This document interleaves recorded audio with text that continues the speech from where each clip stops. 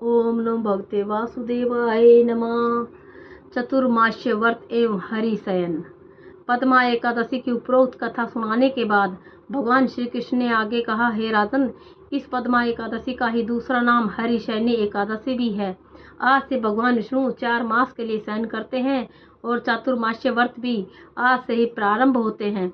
तब युधिष्ठिर ने विनीत भाव से पूछा, हे जनार्दन, भगवान विष्णु के शयन की विशिष्ट पूजा और व्रत तथा चातुर्मास्य व्रत कैसे किया जाता है? मेरी जानने की बड़ी इच्छा है। कृपया इनके बारे में विस्तार पूर्वक बतलाइए। भगवान श्री कृष्ण बोले, हे राजन, अब मैं आपको भगवान विष्णु की हरिशयन पूजा और चतुर्मास्य व्रत का संपूर्ण विधान बतलाता हूँ। इसे आप ध्यान पूर्वक सुनिए। जब सूर्य कर्क राशि में आता है तब भगवान शयन करते हैं और जब तुला राशि में आता है तब भगवान सोकर उठते हैं। अधिक मास के आने पर भी यह क्रिया इसी प्रकार की जानी चाहिए। इसके अतिरिक्त न तो अन्य किसी दिन भगवान अथवा देवताओं का शयन कराना चाहिए और न ही जगाना चाहिए। चतुर्मास्य व्रत और शयन की विशिष्ट पूजा के बारे में बताते हुए श्री कृष्ण ने आगे कहा, व्रत धारक को विष्णु भगवान की चतुर्भुजी सोने की मूर्ति का षोडशोपचार पूजन करके चतुर्मास्य व्रत के नियम का संकल्प करना चाहिए। भगवान की सोने की मूर्ति को पीताम्बर पहनाकर सुंदर श्वेत सैया पर शयन करावें और धूप दीप नैवेद्य आदि से भगवान का षोडशोपचार पूजन करें। पंचामृत से स्नानादि कराकर इस प्रकार कहे, हे ऋषिकेश, लक्ष्मी जी सहित मैं आपका पूजन करता हूँ। आप जब तक चातुर्मास्य शयन करें, मेरे इस व्रत को निर्विघ्न रखें। भगवान विष्णु की इस प्रकार पूजा और स्तुति करके शुद्ध भाव से मनुष्यों को दातुन आदि के नियमों को ग्रहण करना चाहिए। विष्णु भगवान के व्रत को ग्रहण करने के 5 काल वर्णन किए गए हैं। देवशयनी एकादशी से यह व्रत प्रारंभ किया जाता है। एकादशी, द्वादशी, पूर्णमासी, अष्टमी और कर्क की संक्रांति से भी यह व्रत आरंभ किया जाता है। देवठान के दूसरे दिन अर्थात कार्तिक शुक्ला द्वादशी को पूर्ण होता है।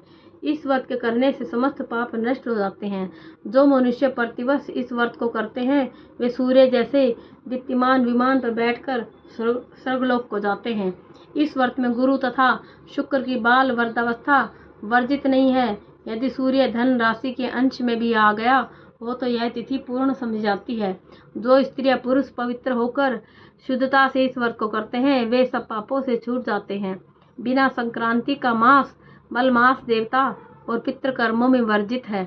आगे भगवान श्री कृष्ण ने कहा, हे राजन, अब विभिन्न कार्यों का अलग अलग फल सुनो। जो मनुष्य प्रतिदिन मंदिर में झाड़ू देते हैं, जल से धोते हैं, गोबर से लीपते हैं या मंदिरों में रंग करते हैं, उनको 7 जन्म तक ब्राह्मण योनि मिलती है। जो मनुष्य चतुर्मास में भगवान को दूध, दही, घी, शहद और मिश्री आदि से स्नान कराते हैं तथा ब्राह्मणों को भूमि, स्वर्ण आदि का दान करते हैं, वे वैभवशाली होकर अंत में स्वर्ग में जाकर इंद्र जैसा सुख भोगते हैं। जो विष्णु भगवान की सोने की प्रतिमा बनाकर धूप दीप नैवेद्य और पुष्प आदि से भगवान की पूजन करते हैं वह इंद्रलोक में जाकर अक्षय सुख भोगते हैं। जो तुलसी से भगवान की पूजन करते हैं या स्वर्ण की तुलसी ब्राह्मणों को दान देते हैं वे सोने के विमान में बैठकर परम गति को प्राप्त होते हैं। जो मनुष्य भगवान को गूगल की धूप और दीप अर्पण करते हैं उनको अनेक प्रकार की संपत्ति मिलती है और वह जन्म जन्मांतर के लिए धनाढ्य हो जाते हैं।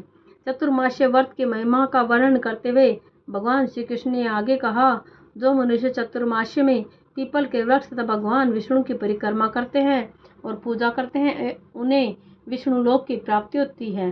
जो संध्या देवताओं ब्राह्मणों को दीपदान करते हैं तथा विष्णु भगवान का हवन करते हैं वे सुंदर विमान में बैठकर स्वर्गलोक को जाते हैं और अप्सराओं से सेवित होते हैं। जो भगवान का चरणामृत लेते हैं वे आवागमन से मुक्त हो जाते हैं। जो नित्य प्रति तीनों समय मंदिर में 108 बार गायत्री मंत्र का जाप करते हैं वे पापों में लिप्त नहीं होते। इन 4 मासों में जो पुराणों और शास्त्रों को पढ़ते अथवा सुनते हैं एवं वस्त्र तथा स्वर्ण सहित ब्राह्मणों को दान देते हैं वे दानी, धनी, ज्ञानी और कीर्तिमान होते हैं। जो मनुष्य विष्णु भगवान अथवा शिव जी का स्मरण करके प्रार्थना करते हैं वे पापों से रहित होकर धनवान और गुणवान हो जाते हैं। जो नित्य कर्म के पश्चात सूर्य को अर्घ्य देते हैं तथा व्रत की समाप्ति पर स्वर्ण, लाल वस्त्र और गोदान करते हैं वे आरोग्य पूर्ण, दीर्घायु तथा कीर्ति, धन और बल पाते हैं। चतुर्मास्य में जो मनुष्य गायत्री मंत्र द्वारा तिल से होम करते हैं और समाप्ति पर दान करते हैं उनके समस्त पाप नाश होकर निरोग शरीर मिलता है तथा सुपात्र संतान मिलती है। जो मनुष्य अन्न से हवन करते हैं और समाप्त हो जाने पर घी, घड़ा और वस्त्रों का दान करते हैं, वे श्रेयशाली होकर ब्रह्मा के समान भोग भोगते हैं और उनके शत्रुओं का नाश हो जाता है। जो पीपल की पूजा करते हैं तथा अंत में स्वर्ण सहित वस्त्रों का दान करते हैं, वे सब पापों से छूटकर भगवान के प्रिय भक्त बन जाते हैं। जो मनुष्य तुलसी जी धारण करते हैं तथा अंत में भगवान विष्णु के निमित्त ब्राह्मणों को दान करते हैं, वे विष्णुलोक को प्राप्त हो जाते हैं। जो मनुष्य चातुर्मास में भगवान के शयन के उपरांत प्रतिदिन उनके मस्तक पर दुर्वा चढ़ाते हैं और अंत में स्वर्ण की दुर्वा दान करते हैं, वे भी वैकुंठ लोक को जाते हैं। जो दान करते हुए इस प्रकार स्तुति करते हैं कि हे दुर्वे, जिस भांति पृथ्वी पर शाखाओं सहित तुम फैली हुई हो, उसी प्रकार मुझे अजर अमर संतान दो। इस प्रकार स्तुति करके सोने की दुर्वा ब्राह्मण को दान करने वाले मनुष्य सब पापों से छूट जाते हैं और अंत में उनको स्वर्ग लोक की प्राप्ति होती है। जो भगवान के मंदिर में जाकर रात्रि जागरण भजन कीर्तन करते हैं, वे भी स्वर्ग को जाते हैं। चतुर्मास्य व्रत में उत्तम ध्वनि वाला घंटा दान करने का विशिष्ट महत्व है। इस समय दाता को यह प्रार्थना करनी चाहिए, हे भगवान, जय जगत पिता, हे सृष्टि के संचालन करता, आप पापों का नाश करने वाले हैं। आप मेरे न करने योग्य कर्मों तथा करने योग्य पापों न करने योग्य पापों के करने से जो पाप उत्पन्न हुए थे उनको नष्ट करिए। व्रत की समाप्ति पर जो गायों का या एक ही कपिला गो का दान करते हैं, वस्त्र दान करते हैं अथवा जो नित्य प्रति ब्राह्मणों को नमस्कार करते हैं, वे धनाढ्य होते हैं। उनका जीवन सफल हो जाता है, साथ ही समस्त पापों से भी छूट जाते हैं।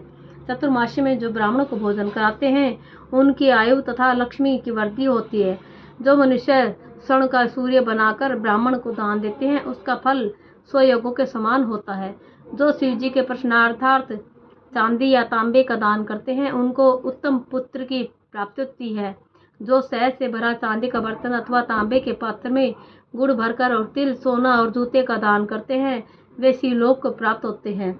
जो मनुष्य चातुर्मास्य में ब्राह्मणों की पूजा करते हैं, अन्न वस्त्र का दान देते हैं तथा समाप्ति पर सैया का दान देते हैं, वे अक्षय सुख को प्राप्त करके लक्ष्मीवान होते हैं।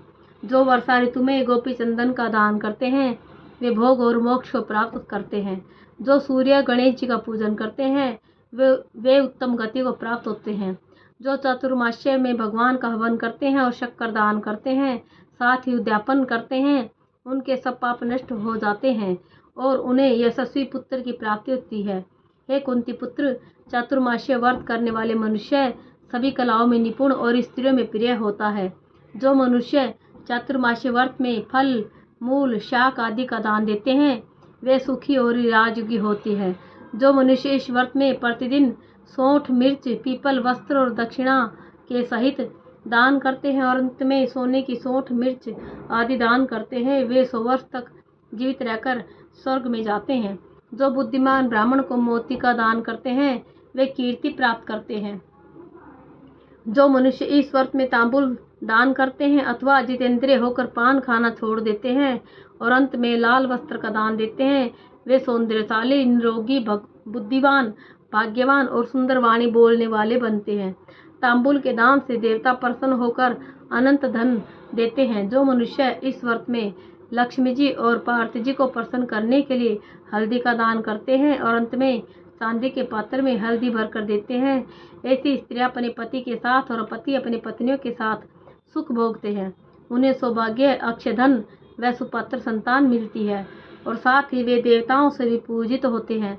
जो मनुष्य इस काल में शिव जी और पार्वती जी की प्रसन्नता के लिए ब्राह्मण, स्त्री तथा पुरुष का पूजन कर दक्षिणा, वस्त्र, स्वर्ण दान करते हैं और आरंभ में शिव की स्वर्ण प्रतिमा बनाकर दान देते हैं, बैल का दान करते हैं, उन्हें संपत्ति और कीर्ति दोनों प्राप्त होते हैं। जो मनुष्य फल का दान करते हैं और अंत में स्वर्ण देते हैं, उनके सब मनोरथ सिद्ध होते हैं तथा सुपात्र संतान उत्पन्न होती है। फल दान से नंदनवन का सुख प्राप्त होता है। जो मनुष्य इस व्रत में पुष्प का दान करते हैं, वे ज्ञान प्राप्त कर ब्रह्मलोक में पितरों के साथ अनेक सुखों को भोगते हैं। जो व्यक्ति चतुर्मास में प्रजापत्य व्रत करते हैं और उसकी समाप्ति पर गोदान और ब्राह्मणों को भोजन कराते हैं, वे सब पापों से मुक्त होकर ब्रह्मलोक को जाते हैं।